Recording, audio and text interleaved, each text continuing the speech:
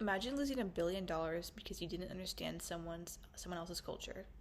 That's exactly what happened to Euro Disney in the 1990s.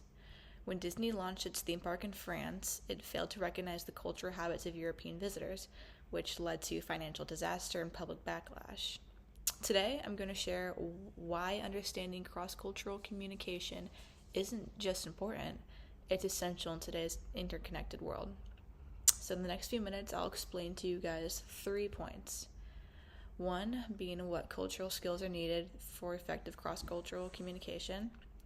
2, how cultural understanding impacts business outcomes.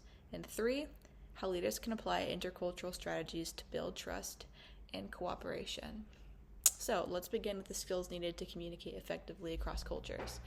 One of the most important skills is cultural awareness, which is understanding how values, beliefs, and communication styles differ across societies.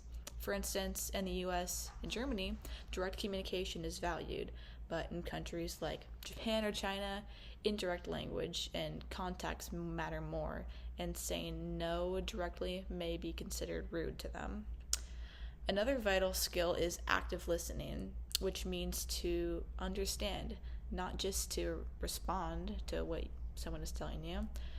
Being aware of tone, pauses, body language, and even silence can prevent many misunderstandings. And that part of what researcher Padma called the heart of intercultural organization communication. But knowing communication skills is only the beginning. So what happens when we apply them? So when we use these skills in global teams or in international business settings, we set up the foundation for success. Research shows that culturally diverse teams are more innovative. So if communication flows well, but when cultural understandings occur, as we talked about Euro Disney, the business's outcomes suffer dramatically. In Valerie Hoch's TED Talk in China, building guanxi or relationships is often more than signing a contract. You don't just talk business, you build trust first. And this is why companies like Google or Apple have global training programs focused on intercultural leadership.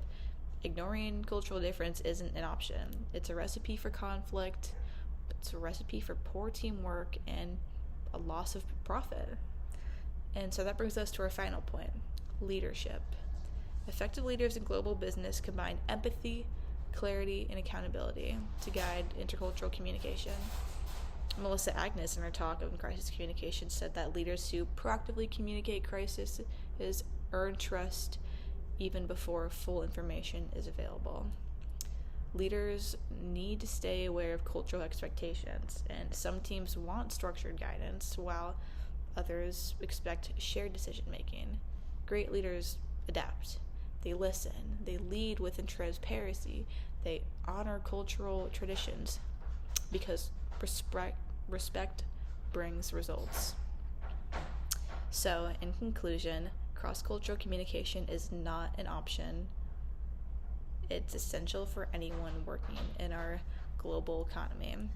Today, we explored the need to communicate cross-culturally, the impact of cross-cultural awareness on business success, and how leaders can build across different cultures. As Hoch said, when we take time to understand the culture behind the person, we open the door to lasting relationships. I hope you'll leave today remembering that strong communication isn't just about speaking, it's about listening, connecting, and respecting the people that we speak to. Thank you.